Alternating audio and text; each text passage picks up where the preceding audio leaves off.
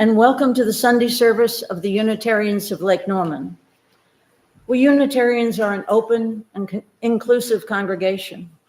Our members walk diverse paths to find meaning and purpose.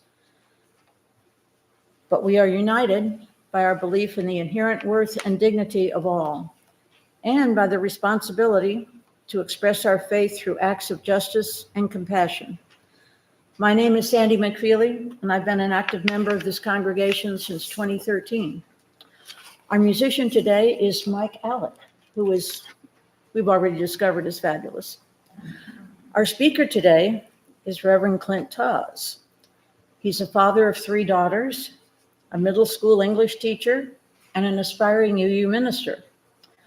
Although he was earlier ordained a Pentecostal minister, he's currently in the process of becoming a UU minister in part through a Master's of Divinity degree he's earning from the Star King School for the Ministry.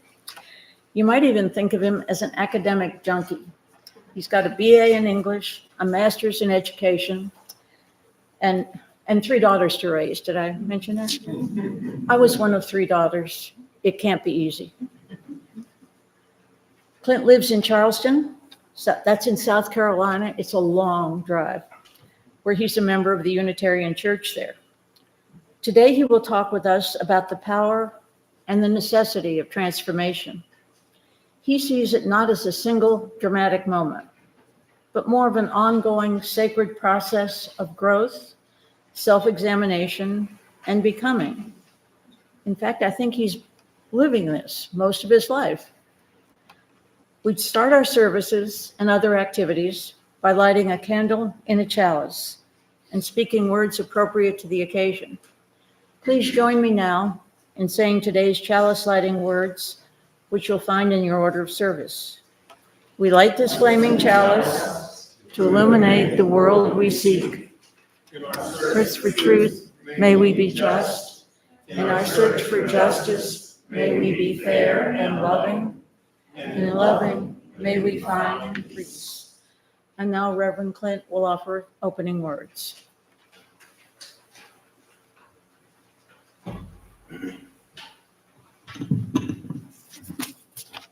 Good afternoon. It's an honor to be here and to worship with you all. As mentioned in the introduction, by vocation, I am a teacher. I've taught almost all levels throughout the course of my career, but these days I teach middle school English. Over the years, I have noticed something remarkable. Children are often precious little beings, sweet, innocent, affectionate, full of wonder and light, until the first day of 6th grade.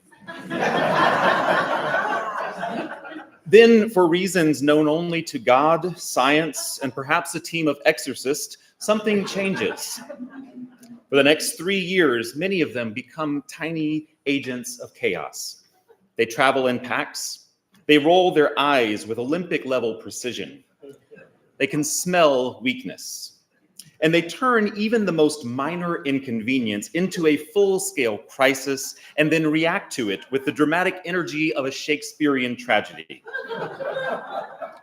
As both a middle school teacher and the father of 3 daughters who all passed through this wilderness, I say this with love. Middle school is a difficult valley. I assume it's the hormones, though some days I suspect demonic possession. But something beautiful does eventually happen. By high school, many of them begin to mellow out again. They become thoughtful, funny in a more constructive way, capable of empathy, and human once more. One of the things that gives me hope is hearing from some of the first middle school students I ever taught many years ago at a small church school in Kentucky. They are adults now.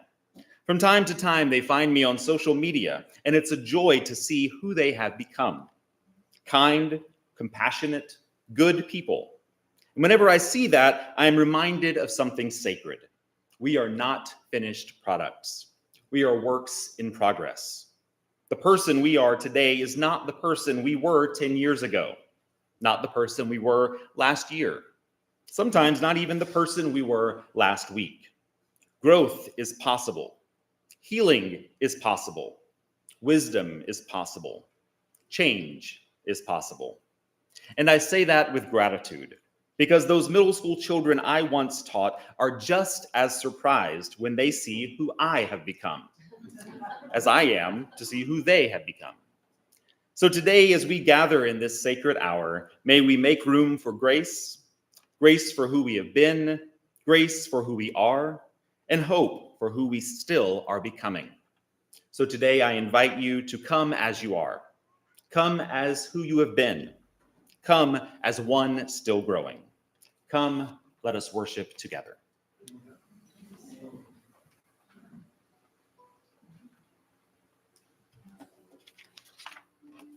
And now please stay comfortably seated as Mike Alec takes us with his music into this time of calm and reflection.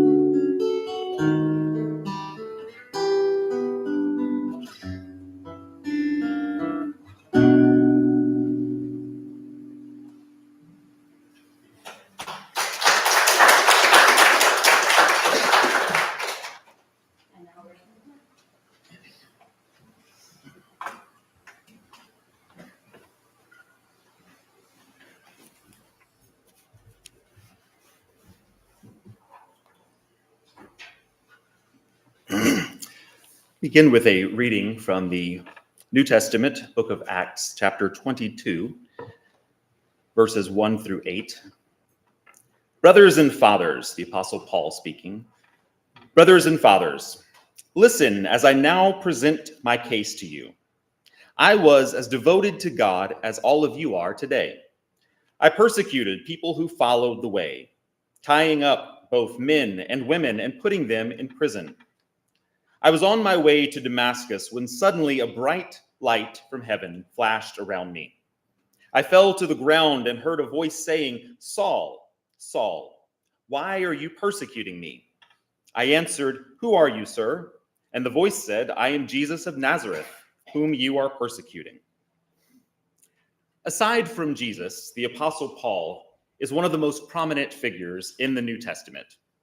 Beginning with his conversion in Acts chapter 9, he becomes the central figure in the book of Acts, the most influential apostle, helping to propel Christianity from a fledgling movement into a growing and far-reaching faith. But his conversion in chapter 9 is not the first time we meet him. Before that, he is known as Saul of Tarsus, a name that would have struck fear into the hearts of the early followers of Jesus. Because Saul is not just a skeptic. He is not just a critic. He is a persecutor. In the passage I just read, Paul stands before a hostile crowd and tells them about that past, about who he used to be and how he came to change. And that perplexes me a little. Not because I don't understand what he's saying. His story is clear enough. The transformation from a man who persecuted Christians to one who would spend his life preaching the very message he once tried to destroy. What perplexes me is why he would choose to bring it up at all. Why would he want his audience, and especially those who already questioned him, to know he once led the persecution of Christians? Why would he remind them that when Stephen, the first Christian martyr, was stoned to death, he was there, holding the coats of the men who threw the stones? You would think that this is the kind of story a person would avoid, the kind of past you quietly leave behind. And yet, Paul does the opposite. He makes it the center of his message. And I can't help but wonder why. People of my generation often jokingly express that we are grateful that we were not born any later than we were, because we are the last generation who were able to make mistakes during our adolescence that were not broadcasted and public and permanently preserved on social media. I am not only thankful that my childhood mistakes were not published to social media, but I am even more grateful that I was not introduced to social media until my late 20s. And even with that being the case, I still sometimes remember that for the last few years of my career as an evangelical minister, I made CDs of the sermons I preached. I recently came across one such relic. Not long ago, a former member of a church I pastored sent me a sermon I preached almost 20 or over 20 years ago, undoubtedly hoping that I would be convicted by my own words. I listened to it again recently, and I took a small clip from it that I will play now. Brace yourself. Oh, you see, what we got to realize is that it might look good, and it might look pleasurable. It might look like a good time. It might look like you're living up your early days. Oh, but the end of that road leads you to destruction. Amen. Oh, you see, what we got. No more.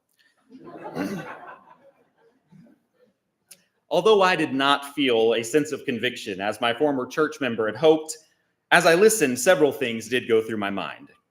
First, I thought to myself that those who think I preach too loudly now need to hear this so they can see just how much progress I have made.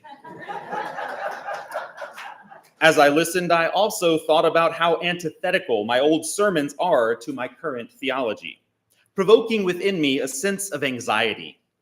I felt anxiety because, as silly as this seems, I do sometimes worry that one of those sermons might find its way from a scratched 20-year-old CD to the internet.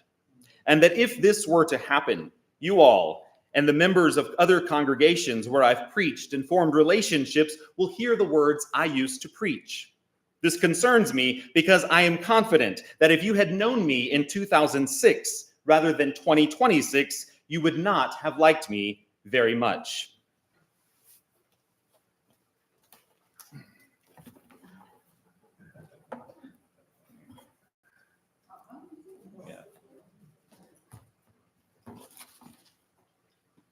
Well, there we go. Thank you. The guy in this picture, don't be deceived by his smooth skin or unreceded hairline, or by the smile on his pudgy face. The guy in this picture was not a likable fellow. He is not the kind of guy you would want to have a beer with. In fact, if you had suggested having a beer with him, he would have told you that drinking beer is a sin, and anyone who partakes in it, even in moderation, is in danger of spending eternity in hell. As extreme as this sounds, it is not hyperbole. The person I was 20 years ago was harsh and judgmental. As I look back now, I realize the two churches where I served as full-time senior pastor were located in high-poverty neighborhoods. The 2026 Clint Tawes thinks of all the ways my church could have been of service to our neighbors. We could have promoted housing equality, provided relief for families who were food insecure. We should have spoken out about police brutality. I should have spoken up at a community clergy meeting where local ministers lobbied city council to enact a program that provided one-way bus tickets to homeless people to get them out of our city. But instead of preaching against inequality, I was preaching against women wearing makeup, jewelry, short skirts, or slacks. Instead of standing for justice, I was making sure the other ministers in my denomination knew where I stood on important issues like going to movie theaters or divorce and remarriage.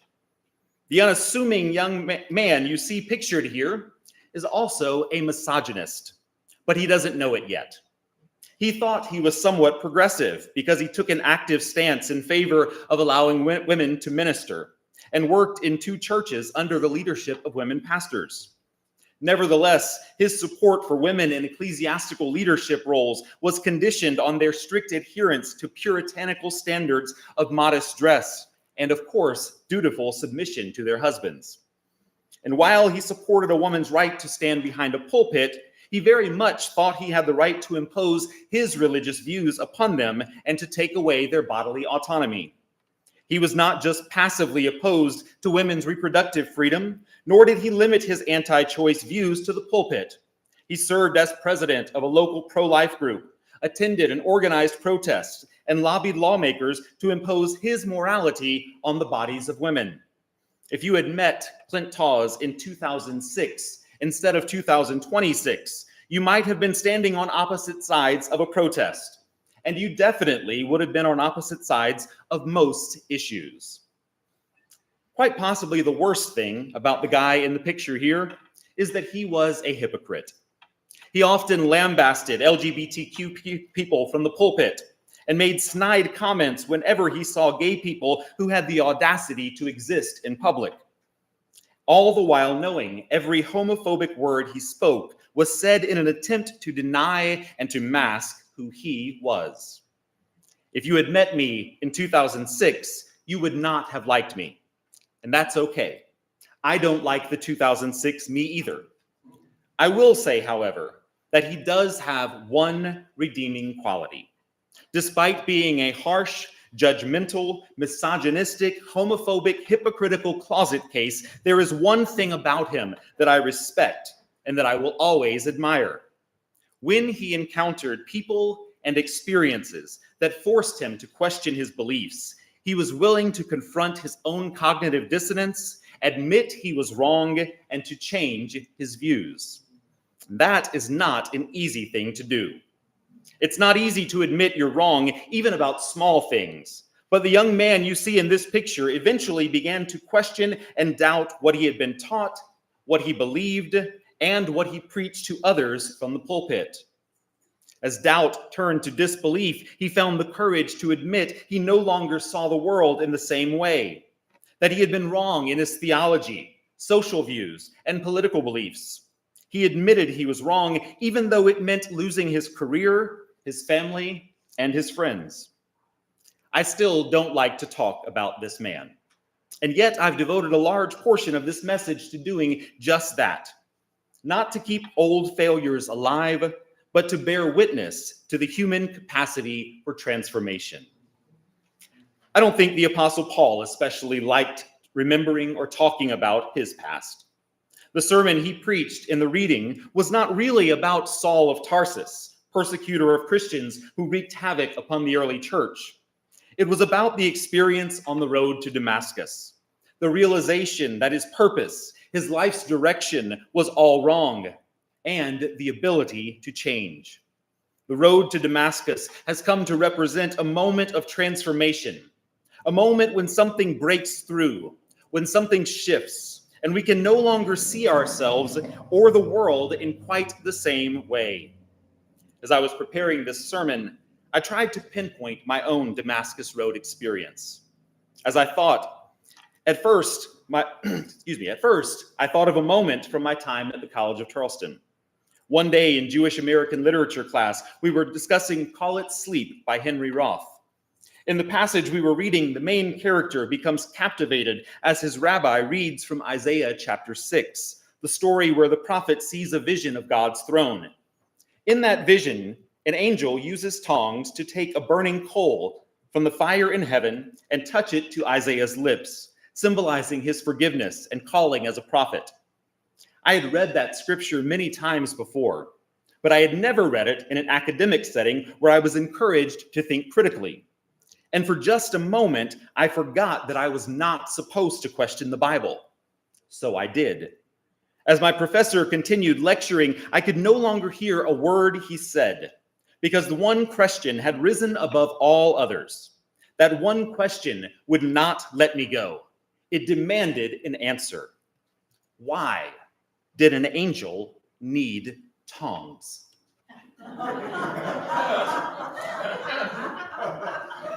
Can a spiritual entity burn its hand? Did some poor angel learn that lesson the hard way during a previous prophet commissioning ceremony, forcing God to call an emergency safety meeting and declare that from this day forward, all heavenly personnel will use the proper tools when handling sacred fire? And if that coal was so hot that it could injure an angel with no flesh, why did it not burn Isaiah's tongue? Now, those questions may sound trivial, but that moment was not trivial. Because once I allowed myself to question one thing, I began to question everything. No doubt that was one Damascus Road moment for me, but I quickly realized it was not the only one. I remembered another transformative experience. In my 20s, I was pastoring a Pentecostal church in Georgetown, South Carolina. One of the less glamorous duties of ministry was attending every church function. That included the monthly ladies' auxiliary meeting. I was usually one of two males in the room. The other was a 16-year-old kid from the church who was there because his mother did not trust him to stay at home alone. One afternoon, after a particularly long meeting, he leaned over and whispered, "Preacher, let's go to Starbucks." I agreed, and as we drove, he said, "Preacher, I need to talk to you about something." I knew what was coming before he said another word. With trembling lips, he finally got it out. "Preacher, I'm gay."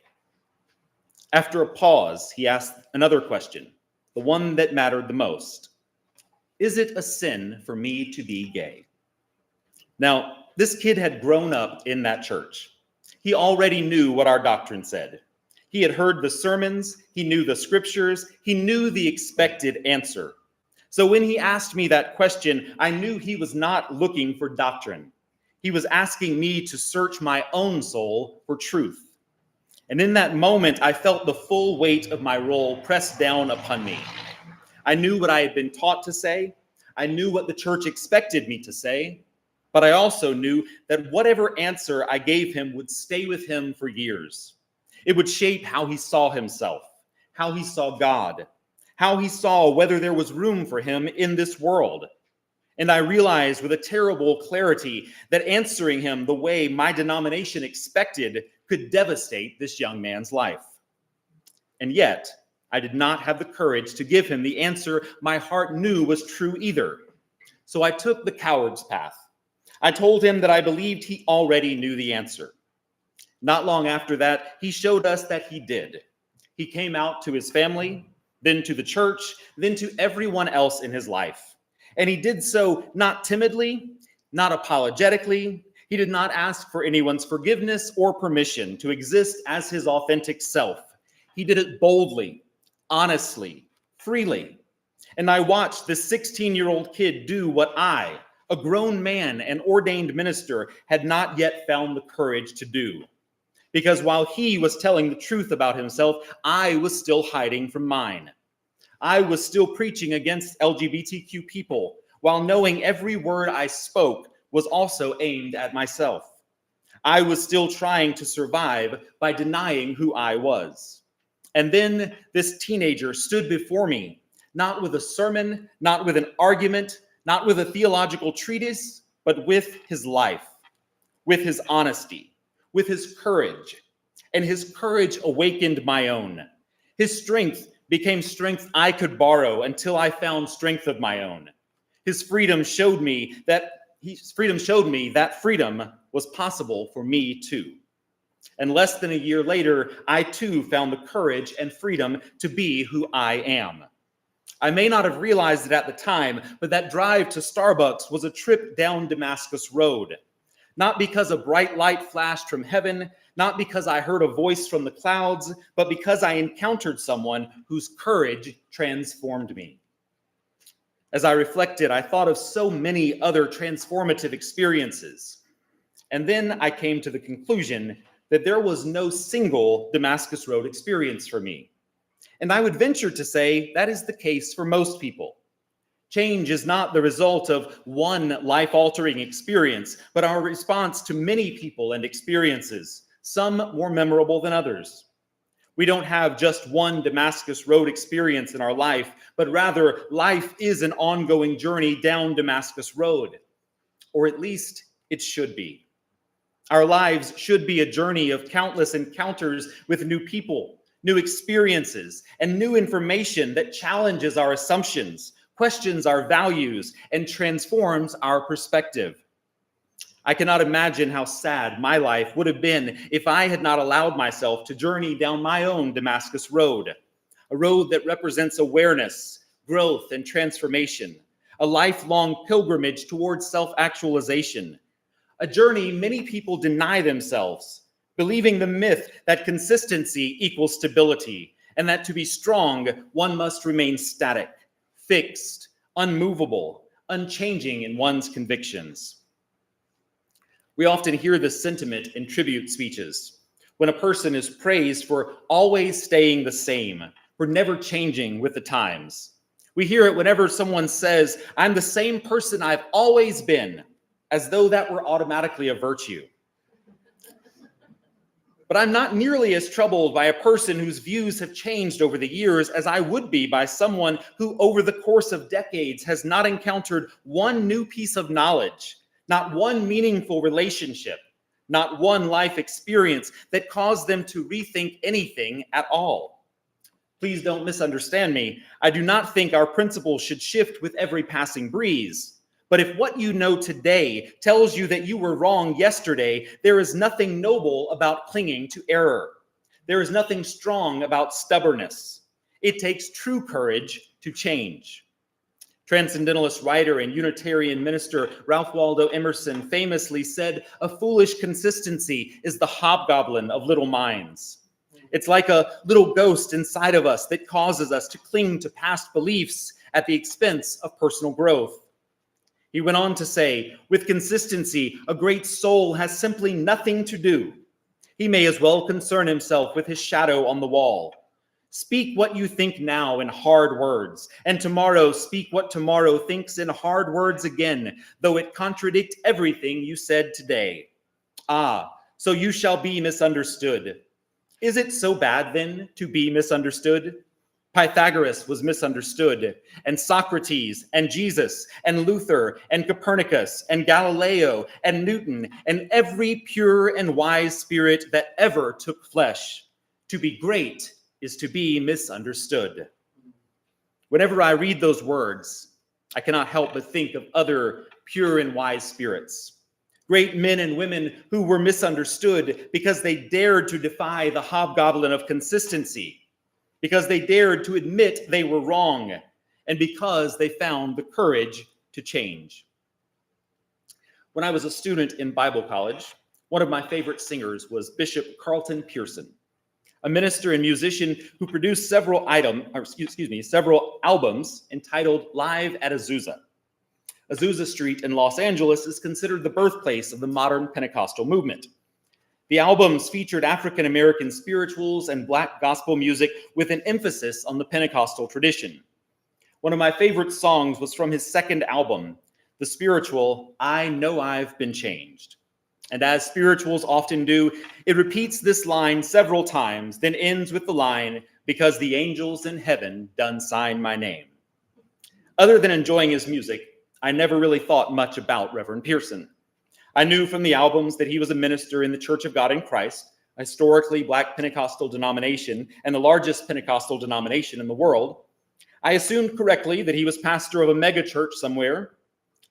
Years later, after I had left the Pentecostal ministry and become a Unitarian Universalist, while working in my classroom one afternoon, I was feeling in the mood for some Pentecostal gospel music, so I began playing Live at Azusa, album 2.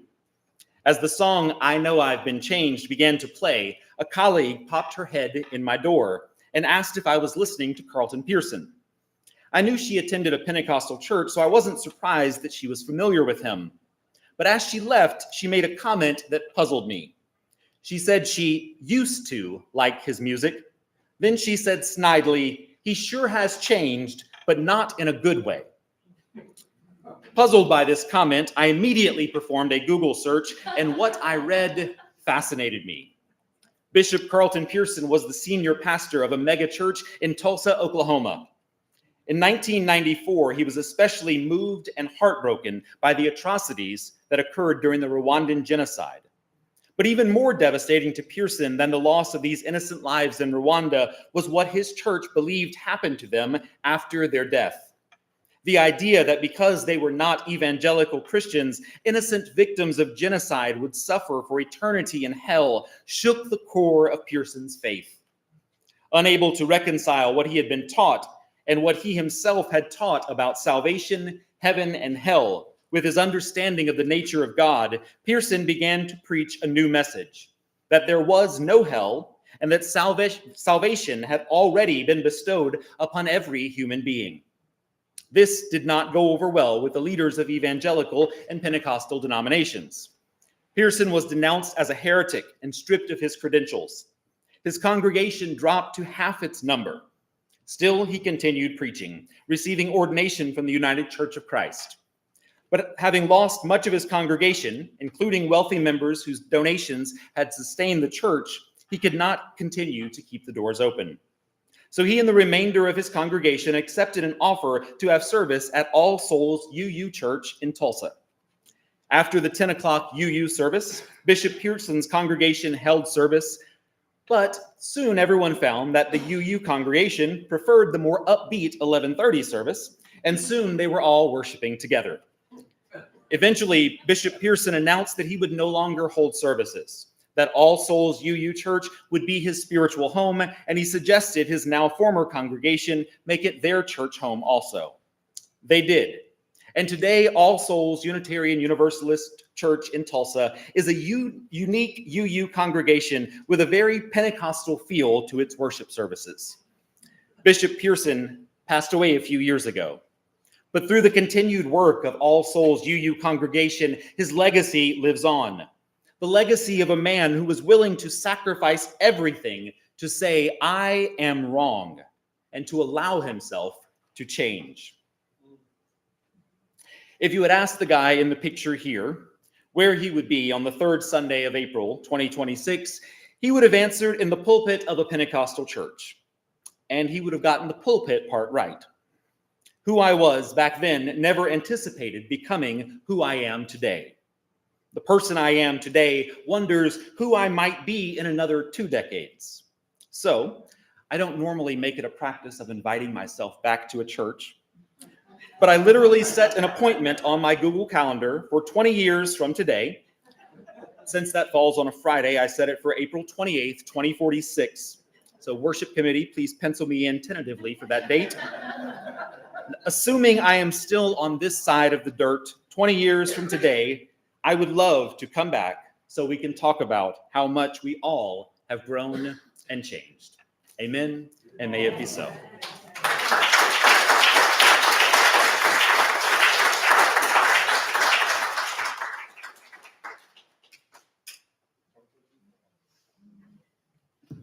That was quite fabulous.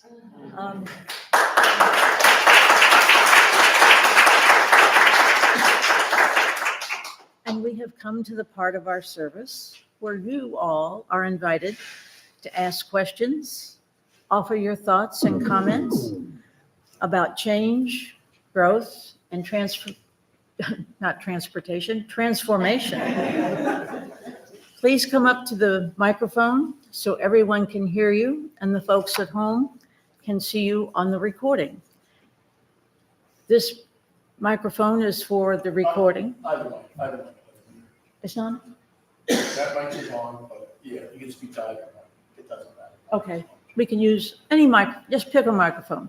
Otherwise, the people in the room can't hear you because I have kind of a little peepee voice and nobody has heard me for years. if I might ask the first question, in your process of growth and change and becoming the wonderful person you are, you must have run into other denominations. And how did you happen to glom on to Unitarian Universalism? So the first Sunday morning after on a Wednesday night, I resigned my congregation and left. My family came out to everyone and turned in my ordination, and that was on a Wednesday night. And then on Sunday morning, I woke up and realized this is the first Sunday morning that I don't have to go to church if I don't want to, but I still wanted to. And so I Googled gay-friendly churches in Charleston, South Carolina. And a few came up, but one was the home of Charleston's very large population of gay Republicans, so I ruled that one out. And the next one that came up was the one that Reverend Felicia is now the pastor of. But I had gone to the drag show the night before, and I was too hungover to drive through to Charleston. So, to be perfectly honest, that's why it didn't happen then. And so the third one that came up happened to be Circular Congregational Church, which is a United Church of Christ in Charleston. And I went there and became a member and assumed I would just be United Church of Christ forever.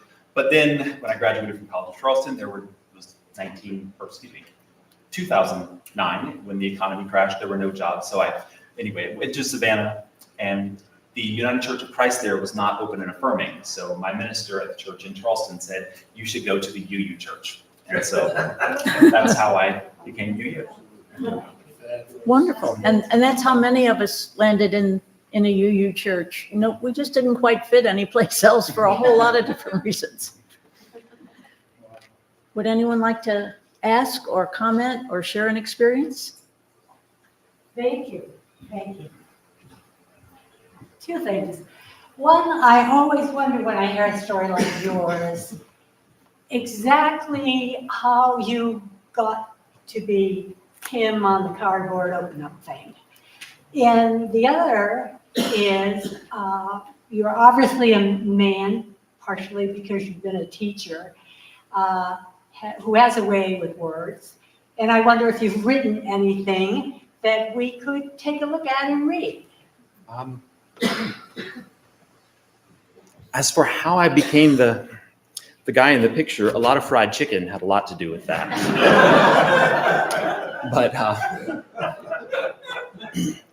But as far as the spiritual part of it, I suppose, I was raised Pentecostal. So growing up, my father was not religious. My mother was a non-practicing Pentecostal. And I just always had an interest in church and religion. And so I found a way to go to a Pentecostal church and just got a ride with whoever I could get a ride with until I was old enough to drive myself. And then eventually converted my mother when I pastored my first church. But yeah, just kind of Pentecostalism was what my family believed. So I assumed that's what was right and what I should believe.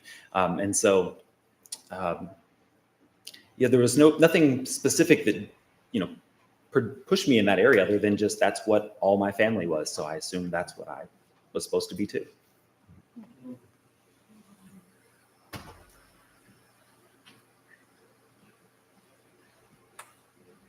My name is Pamela, and Reverend Dawes, I just have to say, Reverend Tawes, I'm sorry.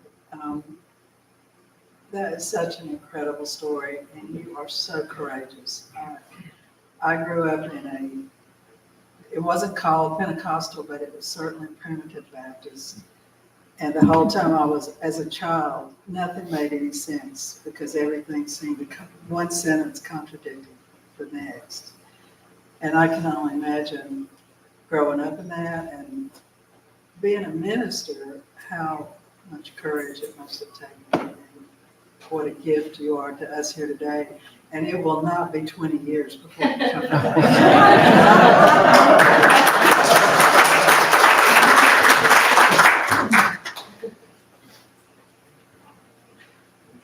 That's it. I don't know what I'm going to say, but that's too much to say. But I think you have clarified for me why I'm a UU person right now because of truth, and doctrines can get you really stuck, me really stuck in dogma and consistency. And, I was stuck very long in my life. That wasn't bringing me joy, happiness, truth.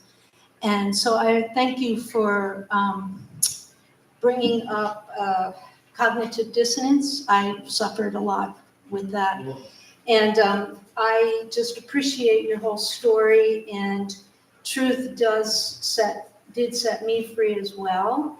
And I'm just wondering, like, I would also say there was like a gift of grace, like there was this graceful moment for me where I was quiet enough in my own life of being stuck that I was able to receive like a new message. Did you have is there any spiritual gift? Like, I feel like grace is always a spiritual gift because I didn't earn it. It just came, like kind of like Saul on the road, like it just kind of, oh, okay.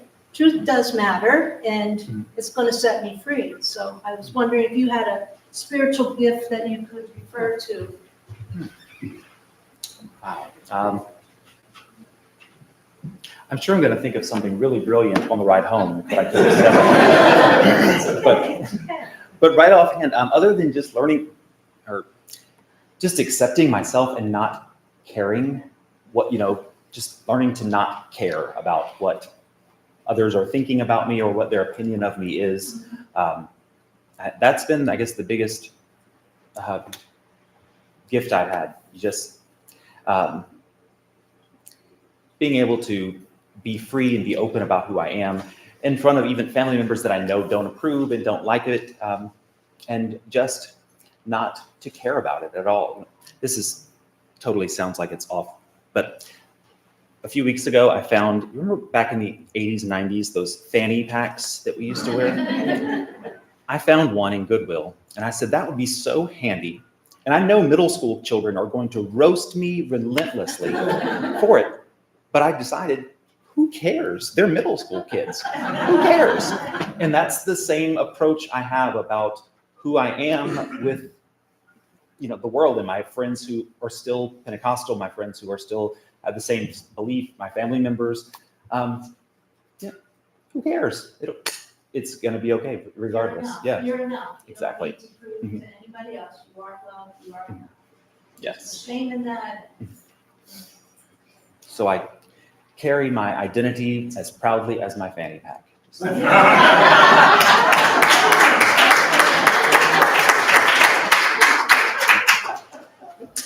Are you shifting, or this time you're getting up? I'm gonna throw something in, and I think that your spiritual search, which started way back, as you went through school and everything else, you were searching. And you got answers and accepted those. But your sense of courage was something that you found. And that's that courage that is so needed these days. The courage to say, truth matters. Yeah. Aside from what's convenient and what looks good, truth matters, and the courage to bring that out. And I thank you so much for finding your courage. Thank you.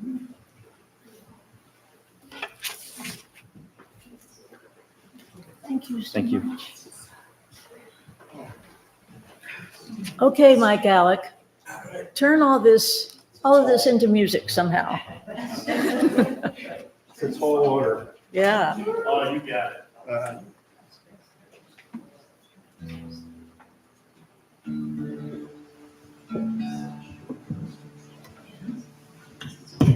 I wish I could tell my, well, they're not teens anymore. My daughters are 23 and 19, and they care so much about what everybody thinks. And, I don't care what anybody thinks. I wish I could relay that to them. But I remember being in middle school, and it's all consuming.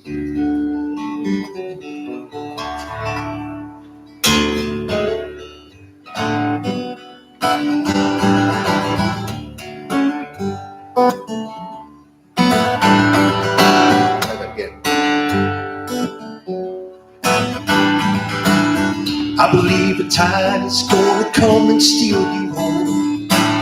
Morning sun gonna rise up, illuminate your room. I believe the stars are bound to fall when you are here. Don't you know the whole world starts to turn when you appear?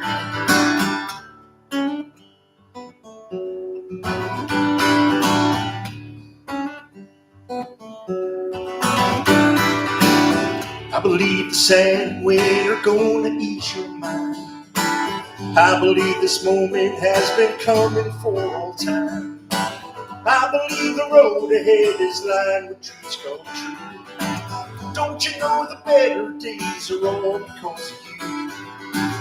Carolina sunrise, Carolina moon, step into the brightest light, sing a sweeter tune.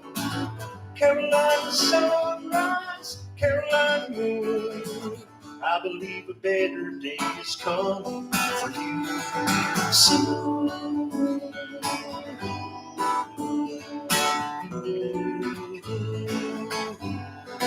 Coming for you.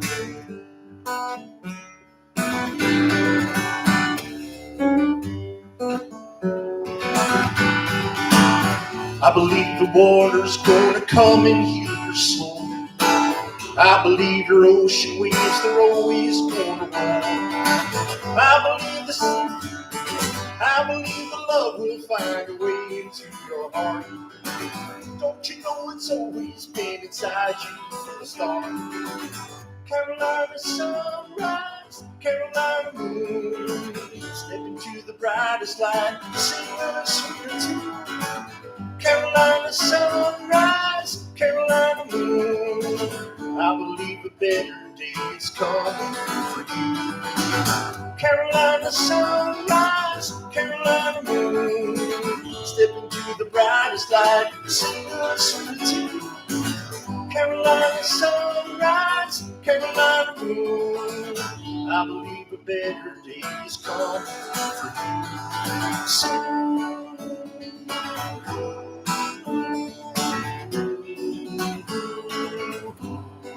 Coming for you.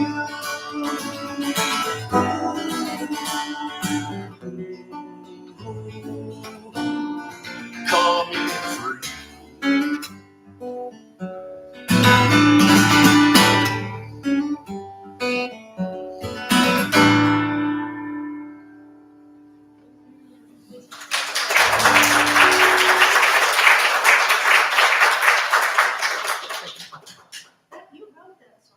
I did write that. And the last time I played it was right before I broke my knee outside.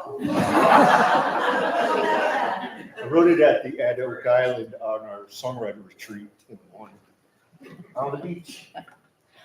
I'm sort of reminded from something Mike said and from our whole discussion, and maybe some of you are familiar with this very important graph where age is on one sign and caring what anybody thinks is on the other side. And at least in my life, it has dropped precipitously. And I think it may have dropped earlier in your life to, who cares? That's fabulous. The next thing I'm going to say is usually a signal that it's time for the collection. This fellowship is important to us all.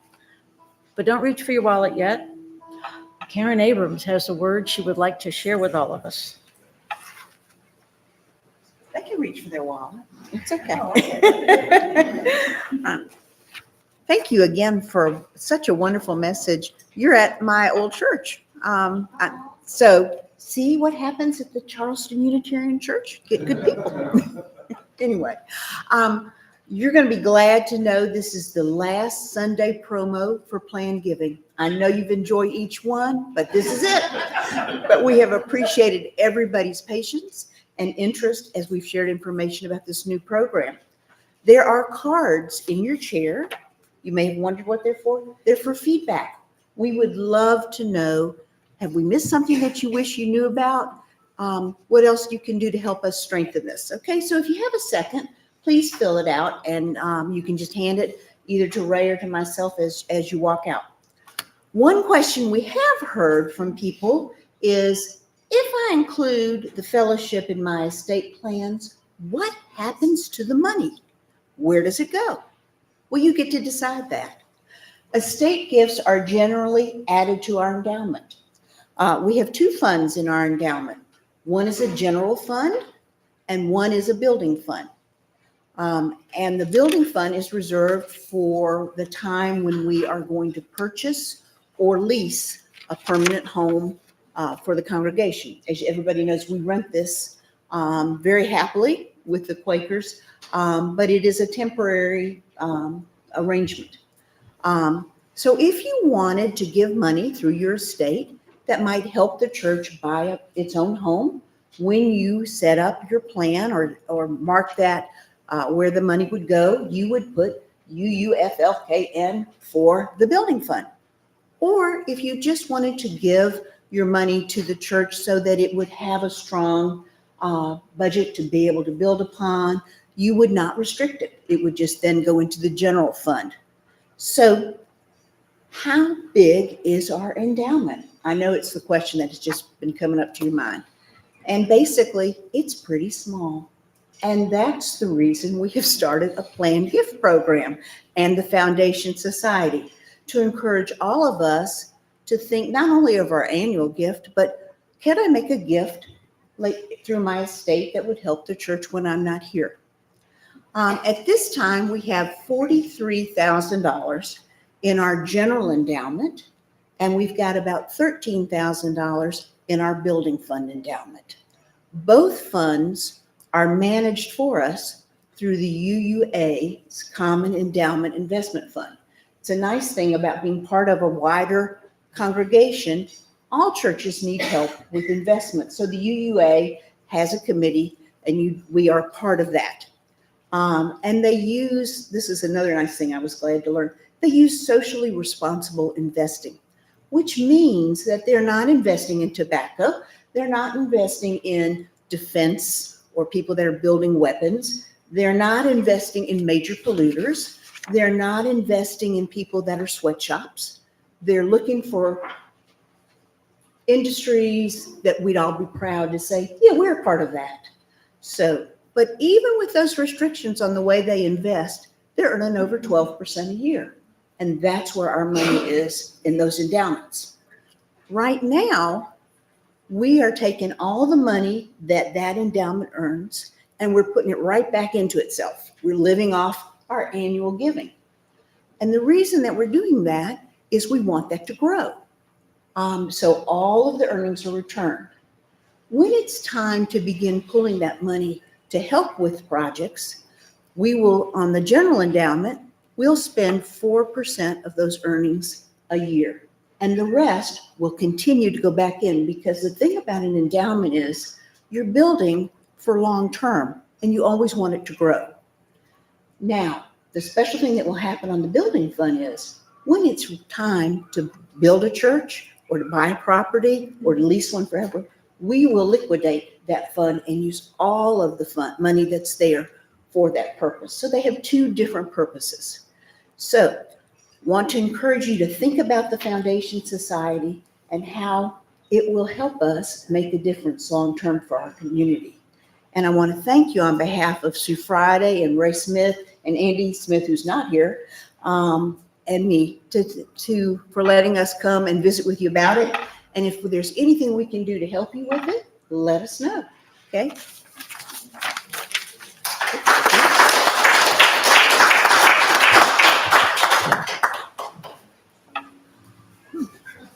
I think you took my script, Karen. I think you may have my script. What's next? Does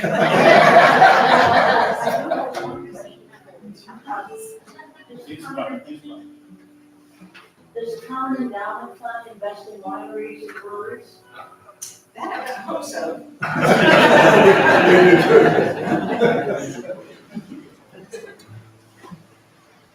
This fellowship is still important to us all. The contributions we make today allow us to sustain and grow our congregation and to reach out to our community, both nearby and in the larger world. Your giving affirms our commitment to each other and to our community.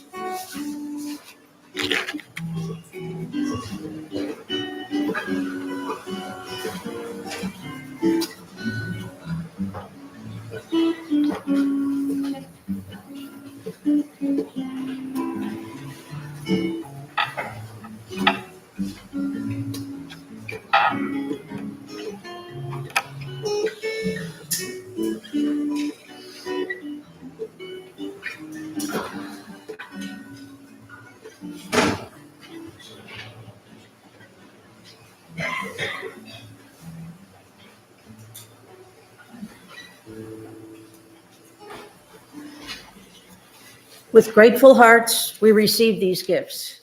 May they encourage us to live lives of integrity, compassion, and peace.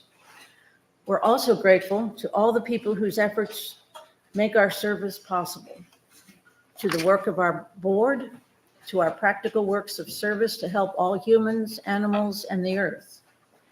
We appreciate everybody who is here in person and all of you who are watching from home in your Barca loungers. Please take a look with me at the announcements in your order of service. The first and of most immediate importance is the social suppers. Where is today's destination? We're gonna go to Zapata's in Cornelius, Okay. and I know I don't look like Doug Wall, but here I am. Pretend, use your imagination. Anyway, yeah, Doug and Pat aren't here but they're still thinking of the auction, and I've got some notes. One is, I've got the sign-up sheet. If you don't have a paddle yet, I've tried to hit a lot of people coming in today. If you need a paddle for the auction, give me your name, and I'll let her know. The other thing is, today is the deadline for your Auction item. auction items, thank you, because she's working on the catalog, which will be available, I believe, Thursday on the newsletter. Yeah, It's already available. The auction catalog, if you go to the website and then on your calendar, May 9th is the auction. Click on that, the auction comes up, and it has a link to Owl Bidding, which is where all of the gifts that we've received so far to be auctioned off. There's a picture of them and a description. So if you wanna start working on your list of things that you know you need to bid on, because you'd be really sorry if they were not there, that's where you go. oh, thank you, okay. Yeah, well, she's gonna still be adding to that. So if you have any goods and services, et cetera, please let me know, and I will let Pat know. They do such a fabulous job doing all of this work. Let me see what else have I got. Anyway, so let me know. And there is still the sign up for food out on the table outside if you're bringing food for, because the food is all there for anybody that's anyway. I think I covered it all. But one addendum, as long as you have the microphone, Yeah. the movie this week is Oh, it's Michael. all about Michael. I'm looking forward to Mike. This is about Michael Jackson. Yeah. One more issue about the auction. I've agreed to be the bartender again, and I will supply stuff. I'm not asking for donations because I get too confused when I get too many different things. The generosity is impressive, but my mind gets overwhelmed, so I'll provide the option. You like to know what you're having to. Pat, Doug and I are gonna take care of that. Wine and Don't worry food about it. is all part of the auction, which is wonderful. Talking about Michael, back to Michael for a second, it's evidently, from what I understand, it follows Michael as a young kid up to 1988 when he was really thriller. And, and it doesn't go into the tawdry stuff later on. There may be a Michael 2 coming out. I don't know about that, but this is all positive Michael movie, and I'm looking forward to it. Thank you very much. Do we have a start date yet for building fence enclosures for the animal ministry? The middle of next month will be building one of them. Okay. We've got a backlog of about 85 people in fences. Wow. So we're waiting for Alan to get the okay from his doctor that we can build again. And as soon as we get that, we'll probably be building every week for a while. We could gather people to protest in front of his doctor's office or house. We're very good at that. Okay, great. We're looking forward to it. Our next Thursday at Feed NC, the world's fanciest, most wonderful service center for people experiencing food insecurity, is Thursday, May 14th from 10:30 to 2:30. Anything about the Friday action hour other than what's in the order of service? Okay, you can speak up if you want to.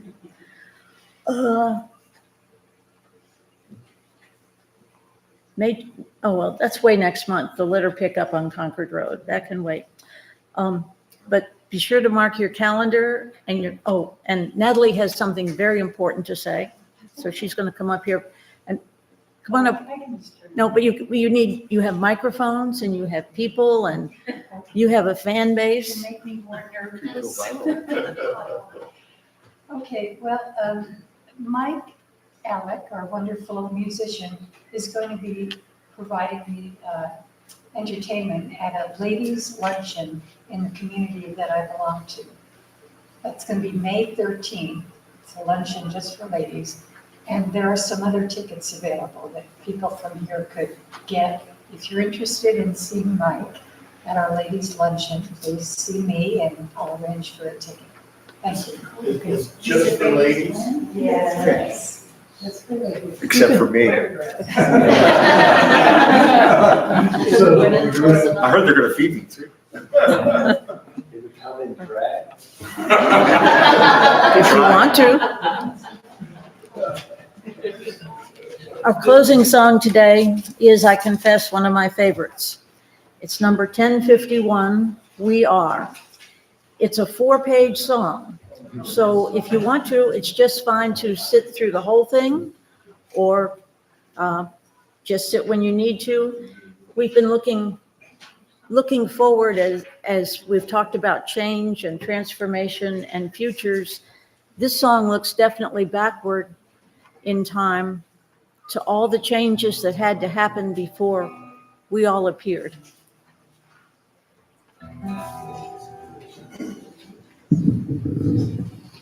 For each child that's born, a morning star rises and sings to the universe who we are. We are grandmother's prayers. We are our grandfather's dreams. We are our breath of our ancestors. We are the Spirit of God. We are mothers of courage, fathers of time, daughters of dust, and sons of great visions. We're sisters of mercy, brothers of love. We are lovers of life and builders of nations. We're seekers of truth and keepers of faith, makers of peace and wisdom of ages. We are grandfather's dream. We are grandfather's dream. We are the breath of our ancestors. We are the Spirit of God. We are mothers of courage, fathers of time, daughters of dust, and sons of great visions. We're sisters of mercy, brothers of love, lovers of life, and builders of nations. We're seekers of truth, keepers of faith, makers of peace and wisdom of ages. Each child that's born, The morning star rises, sings to the universe who we are. For each child that's born, a morning star rises, sings to the universe who we are.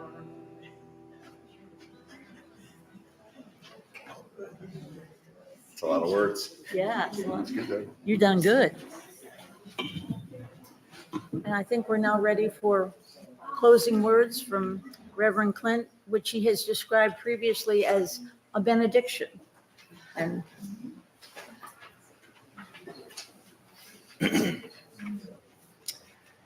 As we prepare to leave this sacred space, let us carry with us the spirit of transformation and the promise of renewal. As we go forth into the world, let us be open to the possibility of transforming into the best versions of ourselves. Let us be mindful of the impact we have on others and the world around us, striving always to live with purpose and grace.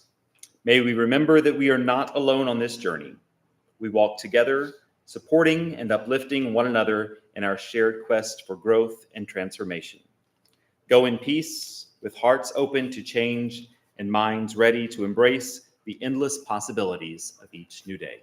Amen.